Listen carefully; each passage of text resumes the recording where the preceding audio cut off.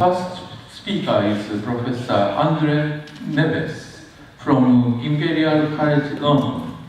He got his PhD degree from Stanford University in 2005. He also got the Whitehead Prize last year from London Mathematical Society. Today he will speak on new applications of minimax theory. Please. Okay, so I want to thank the chair for the kind words, and of course I think it goes without saying that it's definitely a huge honor to give a talk here. So everything that I'll talk about will be about the ongoing work that I'm doing with Fernando Marques on minimax theory, and we started roughly 3-4 years ago. So the structure of the talk will be as follows. So I'm going to present 3 different problems in geometry, which they have the advantage that they can be stated without the need for too much background. And then after I present these 3 problems, I'll do a crash course on min-max theory, and then I'll explain how to use min-max theory to solve 2 out of these 3 problems, and then I'll do some open questions. Okay? So the first question I'll talk about, that's the Willmore conjecture, and started by a question that Willmore posed some years ago. And the question is, what is the least bended torus in space? So I guess one obvious thing about the question is that there's no obvious solution. So if we were to ask this about what is the least bended sphere in space, there should be no doubt that the round sphere would be the optimal candidate. But now, if we ask about torus, there's no optimal candidate, I guess. And let's see, does this work? Yeah, sure. So I drew these 3 different torus there, and if we look for the least bended one, we might be led to think the middle one is the best candidate, but we're going to see that at the end of these slides, there will be a slight surprise there. So if you want to turn this into a mathematical question, the way to go is to associate an energy to every possible compact surface in space, and this energy should detect how much banded the surface is. So the physically reasonable energy to take is to do the L2 norm of the mean curvature, right? So this quantity there. And this is called the bending energy, but it's also known as the Willmore energy. So typically, this quantity is big on long, thin cylinders. So it does detect how banded the surface is. And then this Willmore question becomes, can we find the torus which has the least bending energy among all? And so I should also say that this energy was actually introduced 200 years ago by Germain and Poisson, and in pure math, it also appeared in the last century, at the beginning of the last century, in the work of Blaschke and Thomson. So a curious aside, Blaschke is my great academic grandfather. Okay? So an essential property of this bending energy is that it's invariant under conformal transformation of space. So the fact that it's invariant under rigid motion should be no surprise, right? Because if you pick a surface and if you move it around or just rotate it, then we are not bending more or less, right? So the bending energy should stay invariant. And some basic dimension analysis also reveals that the quantity is unitless, it's scale invariant. So the bending energy is also invariant under scaling. So it is more surprising the fact that it's also invariant under inversions of space. So for instance, in these 3 torus I picked there, I did the picture in a way that this one and that one should come from a conformal transformation of the middle one. So theoretically speaking, they should all have the same bending energy. They should all be equally bended. And so Willmore, to figure out this question, he did a little experiment, and his experiment was to look for a 1-parameter family of tori. So the thing he did was, he starts with a really thin torus, so you can imagine it as just a ring, and then you start thickening the ring, but always keeping the symmetry around the z-axis, right? And you start thickening the ring, and eventually you'll be able to thicken no more, right? Because this tiny hole will just disappear. So if you compute the bending energy here or there, it's going to be incredibly large.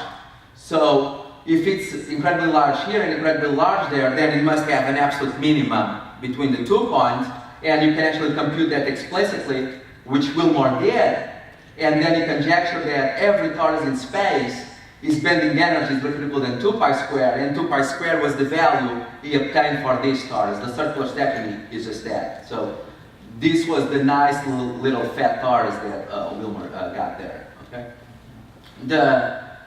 So the problem did end up having a central problem, a central role in surface theory, and there were a lot of partial results and a lot of work done around it, so I'll skip all of that. But let me mention one which will be important for what I'll say next, and this is due to Liu, and they showed that if a surface in space has self-intersections, then the Willmore energy is greater or equal than 8 pi, and in particular is bigger than 2 pi squared. So what this means is that if you want to prove the Willmore conjecture, you just need to focus on embedded tori, because the immersed ones, you already know that they are far from the optimal case, right? Then the second result, which I always show in every talk I gave about Willmore, is the fact that the Willmore conjecture has been observed experimentally in biophysics.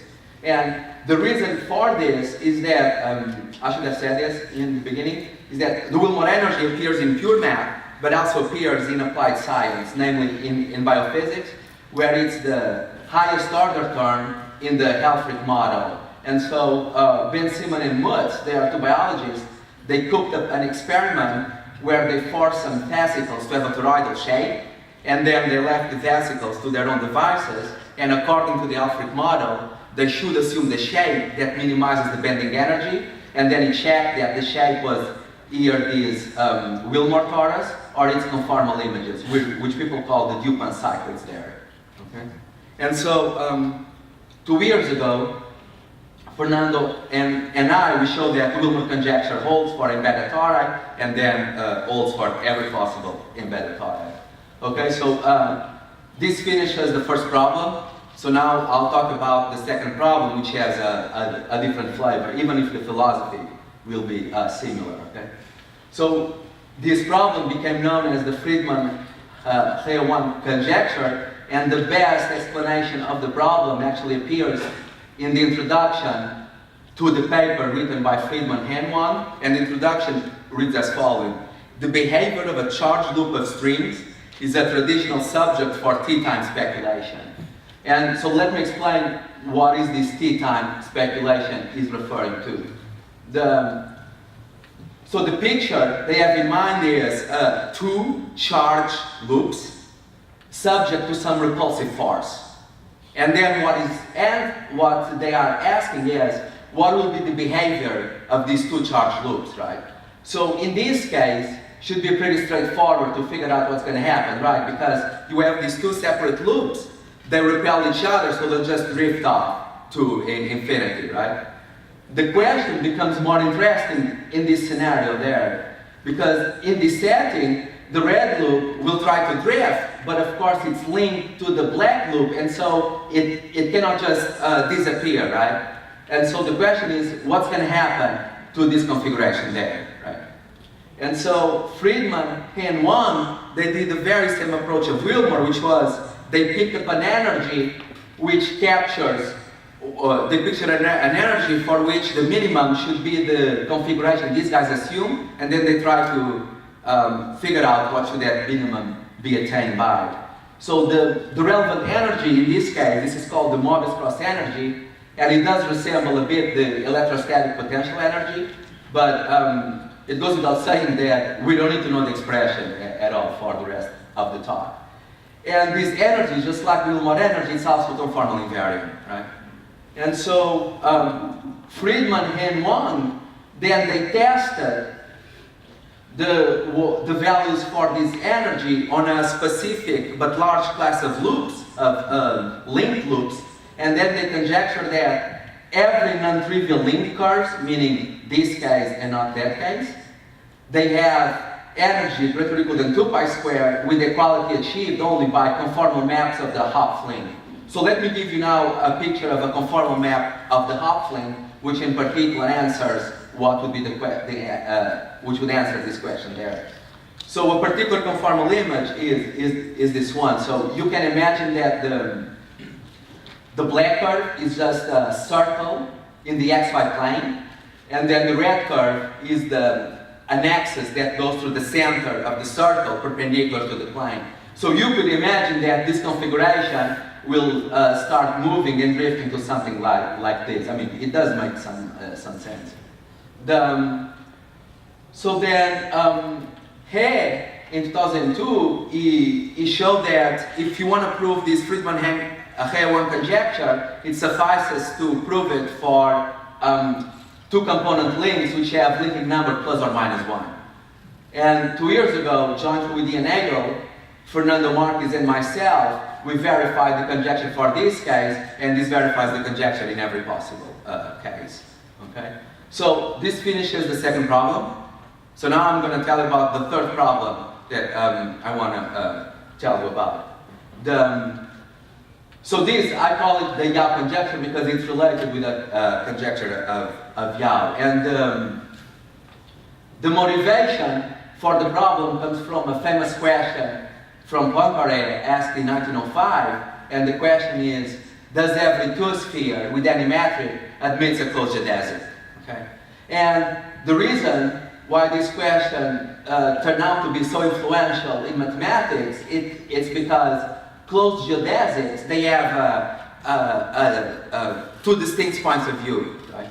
On one hand, you can see closed geodesics as periodic orbits to a Hamiltonian flow, and then what Poincaré is asking is, do Hamiltonian flows have in general periodic orbits?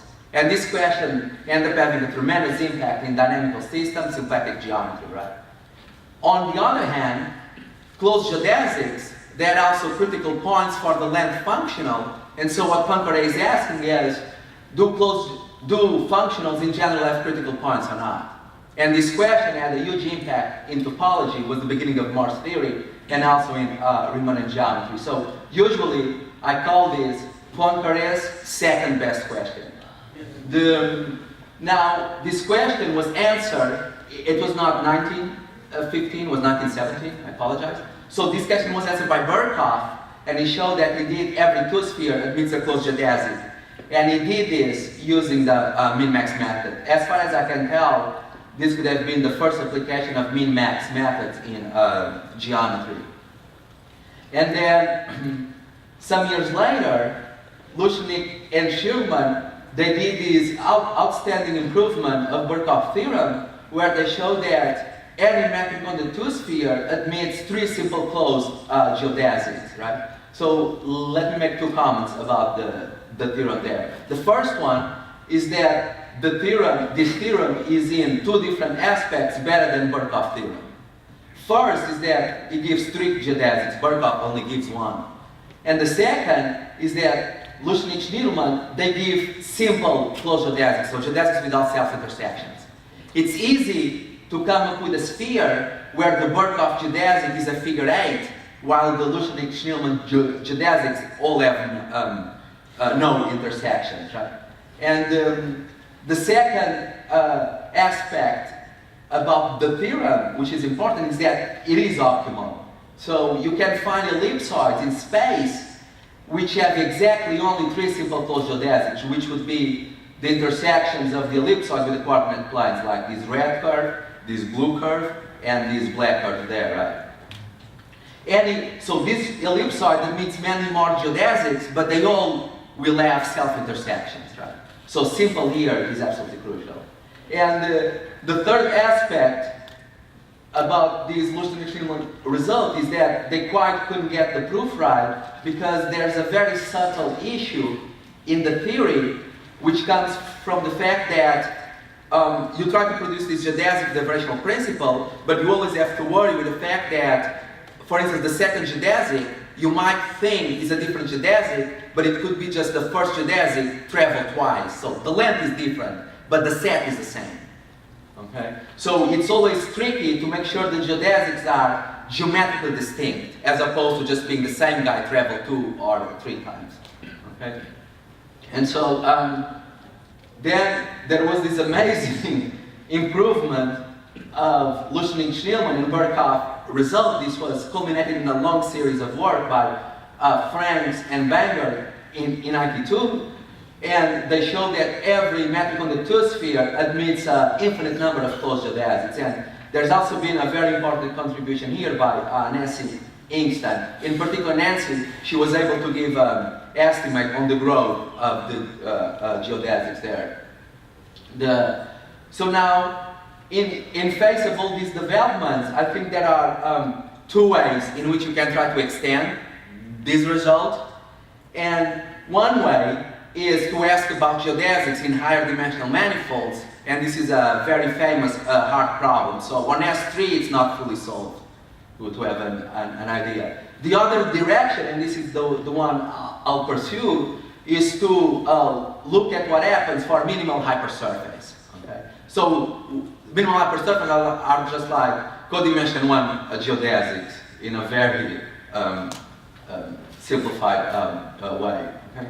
So I guess that motivated by the geodesics development, then Yao made this conjecture in 82, and the conjecture is that every compact manifold admits an infinite number of distinct minimal immersed surface. So in 82, Yao put, I think this was the first of a huge list of open problems. So it was the first list ever put, it had lots of problems.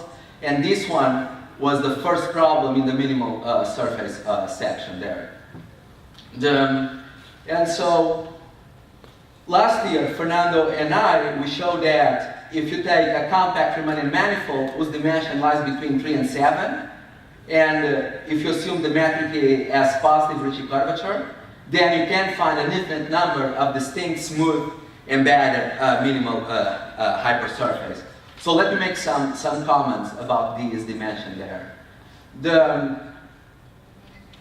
It should be simple, or it should be no problem at all to allow n to be bigger than 7. But if we allow n to be bigger than 7, then we have to change the word smooth to smooth except a set of codimension 7, because this is a well understood issue in the theory of regularity, right? So we can make n bigger than 7, that's not a problem.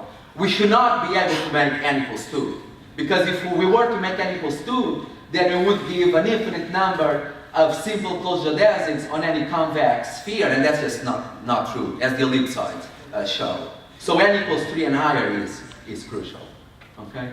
And I should also say that Kahn and Markovich in 2002, they showed that every compact hyperbolic manifold has essential surface of arbitrarily high genus. So essential surface are those which for which pi1 injects into the fundamental group.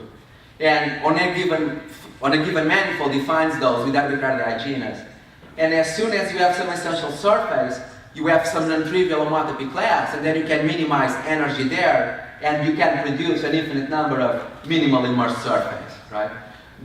It would be extremely interesting to produce an infinite number of minimal embedded surface, in which case you shouldn't be able to do it by minimization. You should have considered like guys of higher index there.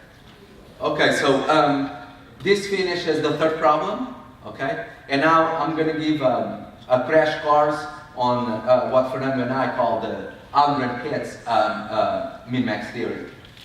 Okay, so I will not state the exact theorem, okay, and I'll be very vague about it. My goal is just to explain what is the motivation behind the theorem, or what is the philosophy of the theorem. So the general question is the following. Consider you have a space Z and some functional f, say some non-negative functional. Can we find the critical points? Okay, so this is related with that second aspect I mentioned on Poincare question. Given a function on a space, can we find the critical points or not? Of course, I could minimize that, but that's the boring one. We want to find more. And in the case we are interested, I want this space Z to be the space of all oriented compact hypersurface in a given manifold, or alternatively, the space of just all compact surface in a given manifold, regardless whether they have orientation or not. And in this space, the most natural function you can think of is just the volume function. You pick an element there, you compute its volume. And the critical points for this volume function, these are minimal hypersurface. And I think in Fernando's talk yesterday, I think one of the key ideas is minimal hypersurface are among the most crucial objects in geometry, right? They are really fundamental objects, and they appear absolutely everywhere. So let me explain how the method works. So the basic idea is the following. The topology of the space is going to force the function f to have critical points, okay? So let's see how to implement that. Here, instead of having an infinite dimensional space, I just drew a surface, and we consider the function to be the height function, in which case we have a critical point there, an absolute minimum, of course that's index 0, and then we have another critical point there of index 1, right? And we want to capture this critical point. We want to find it through a variational method, okay? And so the first step, which is the most important one, is the following. You have your infinite dimensional space, and you pick a k-dimensional submanifold inside your infinite dimensional space. So this would be like a k-dimensional chain inside this huge dimensional space. For the purpose of the picture, k is 1, which means that I'm picking just a curve inside my surface, right? And this is the most important step, because if we do a silly choice like this one, there's no way the method will work, okay? The crucial thing between this curve and that curve is that this one, you can homotope it to a curve which goes below its boundary value point, okay? While this one, you cannot. Regardless, every compact deformation, every continuous deformation which preserves the boundary points will always go a fixed amount above the value of the function at the boundary points. Because this curve is capturing some topology, and this one is not, okay?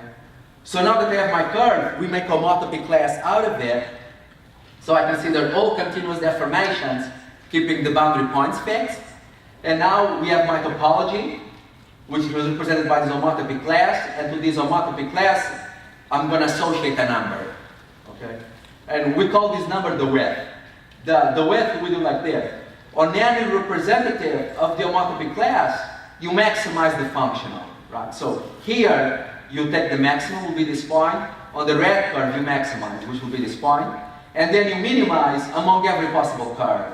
So if you do this for this particular example, the value you're going to get is this value L. This will be the optimal value, right? So this definition. And then the min-max principle, it states that this value L, you should be able to produce it as the value of the function evaluated on some critical point, Z0. And moreover, the index of this critical point should be at most k, right? It should be, intuitively it makes sense that the index is at most k, because I'm maximizing on k directions and minimizing on infinite dimensional space, so a critical point should have at most k directions in which the guy can be deformed down, and everything else, it has to be, the deformations have to increase the value, right? And so, this is the basic idea of Aug19Tue's min-max theory. And when we do this for this space and for this volume functional, that's what it's called the Aug19Tue's min-max theory. I should say, and this turns out to be a crucial issue, that the index estimate is not provided in Aug19Tue's min-max theory. So this is a bit unfortunate. On the other hand, Fernando and I, we were lucky enough that anytime we really had the need to use this index estimate, we were able to prove it for the particular case we had in mind. But as a general statement, it's still an open question. I should also say that this is probably the shortest presentation ever done of the Aug19 min-max theory, because this is a colossal monument of work. It's Pitt's theorem. It's 300 pages, and they are really hard and technical. You know, the regulative theory is way subtle. So this is a really, a big achievement in geometric measure theory. This theorem there. Okay. So now we have the problems. We have the technique. I'm going to explain how to use the technique to solve the problems. So the first one is to do this Willmore conjecture. Okay. So then Fernando already spoke about this in some detail. So I will give it like the inside story to be less boring, so that I can grab your attention. And this side story is I'll just tell it the way things developed, right? So Fernando and I, we were in London, just talking about math, and we stumbled into this nice, beautiful theorem of Urbano, which says that every minimal surface on the tree-sphere whose index is less or equal than 5, it is up to rigid motion, an equator, or a Clifford torus. Okay? And so I should say that the proof is very elegant and incredibly short. This is like, a 1 page and a half proof. And so from this theorem, this suggested us the following picture for the space of all surface in the tree-sphere whose area is not too big. So the common feature between this picture and the theorem is that this is a surface, I have a functional, and I have exactly 3 critical points. The 0, which is just surface of area 0. Then I have a critical point there, a area 4 pi, which should correspond to the equator. So this one is exactly index 1, so this is accurate. And then I have another critical point there, a area 2 pi squared, which should correspond to the Clifford torus. And this one should have index 5. Of course, it's impossible to draw index 5 there.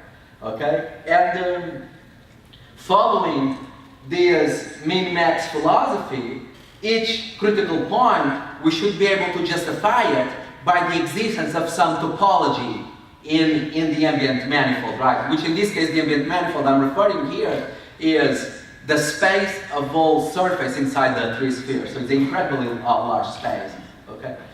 The guy here, the equator, it's fairly easy to understand why it should be there, because if we look at the space of all round spheres in S3, this is a 4-dimensional space. There, inside this space, there's a homotopically non-trivial loop, which is fairly easy to explain. If you just take the North Pole and consider spheres centered at the North Pole of radius going from 0 to pi, then it starts just at a point, then the radius increases. When it gets to pi half, then it starts decreases when it gets to pi or the area. And this movement, this sweep out, should correspond to going around in this red curve there, right? So this critical point, it's well understood why it should be there, right? And then we come to the question of, well, can we justify the existence of this critical point there? Can we find a reason why it should be there or not? And looking at the proof, Fernando and I, we were, I guess, inspired to construct what we call the canonical family, which is the following. We pick any compact surface, and out of this compact surface, we generate a 5-dimensional family of surface. The way to see this is like parameterizing via map, right? I5 is the 5-dimensional cube, and then I have a map from the 5-dimensional cube into the space of surface, so this is giving me a 5-parameter family of surface, and moreover, for the ones we were constructing, the boundary of the map is being sent into the round sphere. So a good picture would be something like this, okay? And we got the idea of doing this just looking at the way that Urbano proved the theorem there, okay?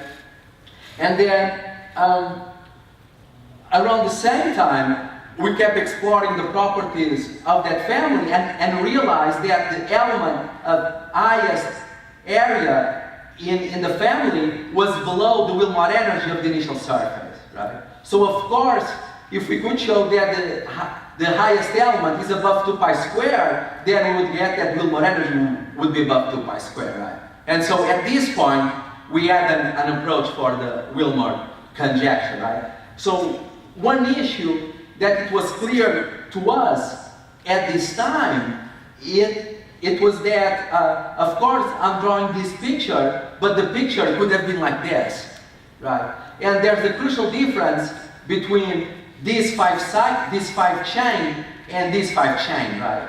The difference is that this 5 chain here, you can deform it into the space of all round spheres, keeping the boundary fixed, right? You know, it's fairly easy to see how you could accomplish that, while this one you cannot. There's no way you can homotope this 5-parameter family into the space of all round spheres.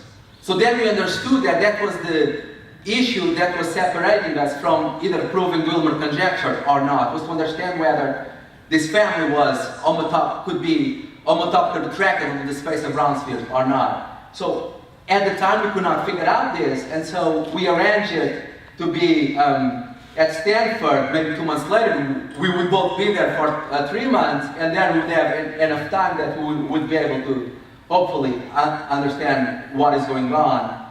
And at some point, we had this epiphany of looking at the boundary map, right? So the boundary map is going to be a map from the boundary of the 5 cube, which is S4, into the space of all round spheres, right? Which is a 4-dimensional space. And so then we computed the degree of this map, and that just turned out to be the genus of the surface, right? And when we found this, then we realized we had found the point where the genus of the original surface would come into the theory. Because we knew that we had to distinguish between sigma being a sphere or not, right? Because if it was sphere, there's no way you could possibly be successful. And then after we had this, we used a topological argument to show that if the genus is positive, then we came up with an argument which showed that if the genus is positive, the degree is positive, and then C cannot be homotoped into the space of round spheres, and then, you know, then you just follow the min-max intuition, and you get that the Willmore energy would be greater or equal than 2 pi squared, and this pretty much nailed the problem. Okay, so I finished the first one. Let's skip the second one, and let's move on to the third one. Okay? So for the third one, which is to produce an infinite number of minimal embedded hypersurface, it will have 3 ingredients. Right? The first ingredient is Aug19Tue. This was proven in the 1960s, and Aug19 he showed that the space of all hypersurface in a given manifold is weakly homotopic to RP infinity. Okay? This might seem like an abstract statement, but it does have an immediate consequence, which is, I know the cohomology ring of RP infinity, and so, because they are weakly homotopic, then this determines the cohomology ring of this space, which I have initially, a priori, no idea what it looks like. And as important is the fact that in RP infinity, there are, for every integer k in RP infinity, you can find a homotopically non-trivial projective plane. And remember that the way this min-max theory works is you have to find topology, and then out of that topology you produce a minimal surface, right? And so it's crucial to have topology. In RP infinity, I know that for every integer k I have a homotopic non-trivial k projective plane, and so the same thing should hold for this space there. Okay, so now I want to have a definition that captures whether I'm seeing some of these k-projective planes or not. But that's the basic in intuition. And the definition is unfortunately a bit technical, so I apologize for this, and it's the following.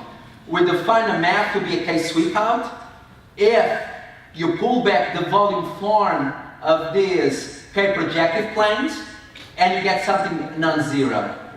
So this would mean that the map is a K-sweep out if its image is maybe homologous to these K-projective planes. Of course, in some sense, it means that they should have the same type of homotopy, hopefully. Right? And there's this is algebraic topological definitions, but there's a geometric way of seeing what a K-sweep out is. So a K-sweep out should have the following property. If you choose K points on your manifold, you can find an element on your K-sweep out, it's going to be hypersurface, which passes exactly through these K points. Okay. A one sweep out is something that sweep out your manifold. A two sweep out is something that you pick 2 points, you always have an element which passes there. This is like polynomials on a disk, something like that. It will be the degree of the polynomial in some sense. And now we need to make sure that K-sweep outs exist. And the way to see that is the following. You pick a Morse function, and out of a Morse function you can construct the following K-sweep out. So this is going to be a map from a K-projective plane into this different dimensional space, and the map is done the following way. You choose a point in this K-projective plane, which is going to have these K+1 projective coordinates, and out of these K+1 numbers, I'm going to make a polynomial. And the polynomial is going to be the polynomial A0 plus A1F plus A2F squared plus AKF to the K. So that is a new function on the manifold, and then I look at the zero set. Okay. So this looks incredibly complicated, so let's just take K to be 2 and evaluate in this specific example, right? So if I take K to be 2, and if I look at the image of projective coordinates 2 minus 3, 1, I'm looking at the polynomial f squared minus 3f plus 2. That's the same thing as the polynomial f minus 1 times f minus 2, and the zero set is exactly the level hypersurface of f for the value 1 and the level hypersurface of f for the value 2. So typically, an element there is a union of level hypersurface. Right? And now we have everything we need now. We have the topology, we know it exists, it's not vacuous. So now we do a min-max for these K-projective planes, for these K-sweep outs. Right? And so this was the first ingredient. The second ingredient, that's a crucial theorem of Gromov and Good, which studies the growth of these numbers. So Gromov and Good, they show that for every compact manifold, you can find an integer k, so that these numbers, they grow like the end root of k. So the important point is that it grows less than linearly. It grows like the end root. Okay? Okay, so now we're going to use these numbers to make sure we get an infinite number of minimal embedded hypersurface there. Right? So let me sketch the proof. So this is what I want to show. You pick a manifold whose dimension between 3 and 7, positive ridge. You want to find an infinite number of smooth embedded minimal hypersurface. So the first step, that's the topological part. So you assume that 2 of these numbers, like we call this the width, the K width. You assume that the K width equals the K+1 width. In this case, you argue by contradiction. So Lucian and Schnillman, they did this argument on the 3 simple closed geodesics. You argue by contradiction, and you assume that you only have finitely many. And then you show that if you only have finitely many, you can construct a K-sweep out whose element of highest volume is a fixed amount below the K+1 width. But now the K+1 width is exactly equal to K width, and then you get a contradiction. Because the K width is the min-max for K-sweep outs, so you cannot produce a K-sweep out whose highest value is below the K width. So this is the topological part of the argument. Okay? So in case 2 widths are the same, we get that you must have an infinite number of minimal embedded hypersurface.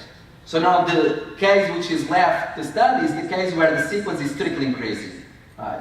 And in this case, we apply this min-max theory, and I know this is capturing some topology, so I should realize this number by the volume of some embedded minimum hypersurface with possible disconnected components, and each connected component should have some multiplicity. For instance, here I'm putting j connected components, and each connected component with multiplicity nkj, right?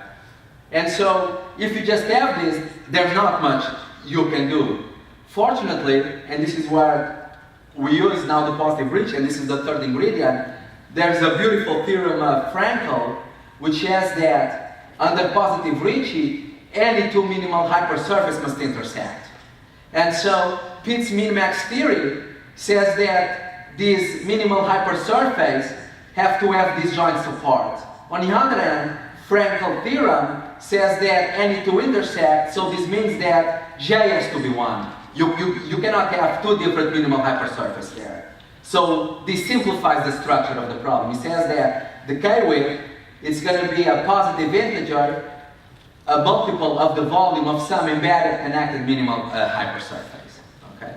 And as soon as we have that, now it's just a simple combinatorial argument, because if you assume we have finitely many minimal hypersurface, you get that this K width is going to be some positive integer multiple of only some finitely many possibilities, and because the sequence is strictly increasing, you can see, and this is where the combinatorial argument comes in, you can see that this forces the sequence to grow linearly.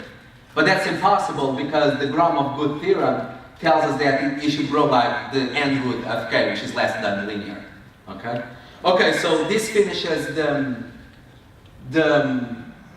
third problem. So now I'll go into the open questions, and then I'll just finish my talk.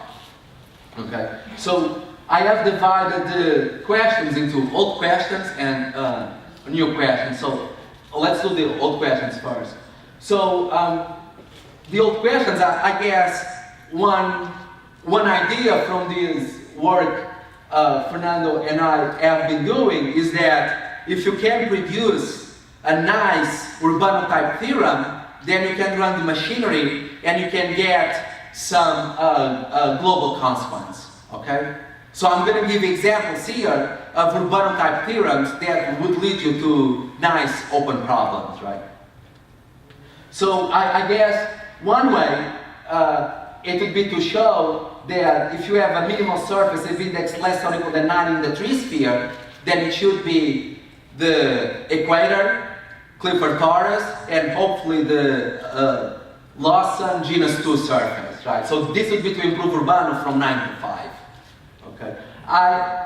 It could be some other number, but I do think it's 9, but you know, there's some very just weak evidence.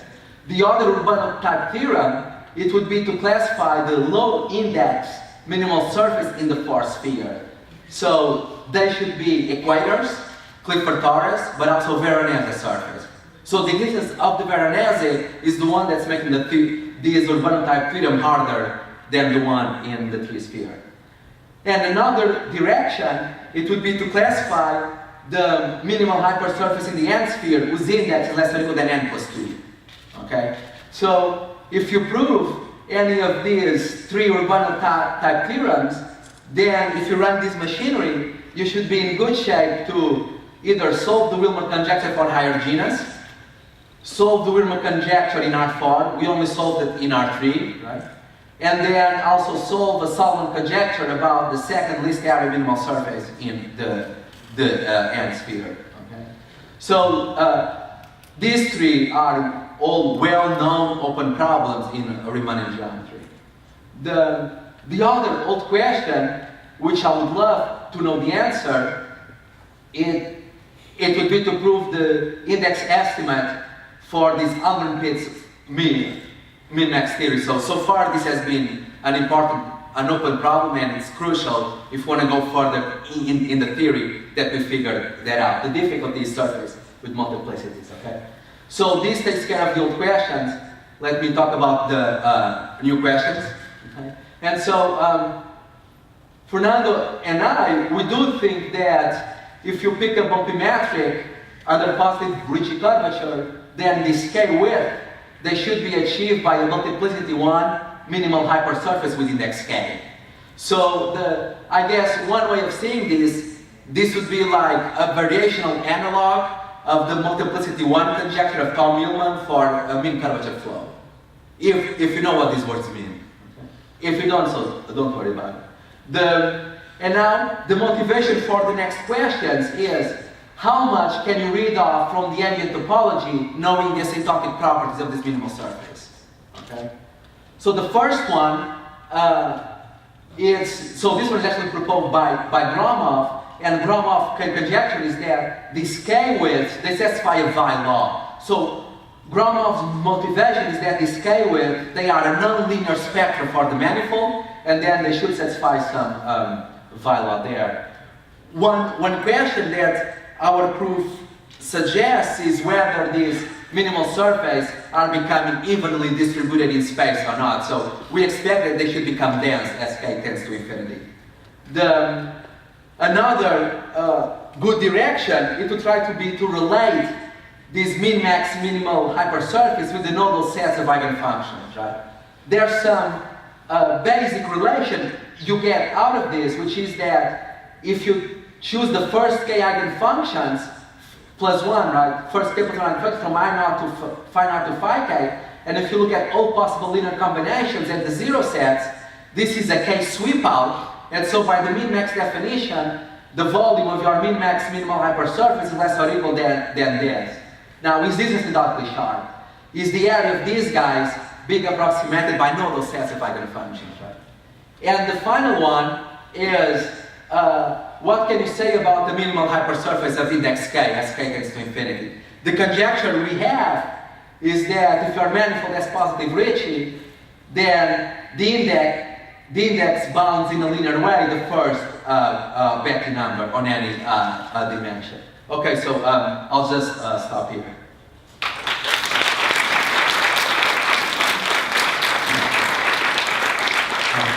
Thank you very much. Are there any questions or comments? Questions? No questions? So let me. You solved many answered very hard, difficult problems. What is your next project? Or is that the open problem you I have no idea. Oh. If I had something serious, of course I'll be talking about that here. Yeah. So I have no idea. So there is a gift from the local organizers.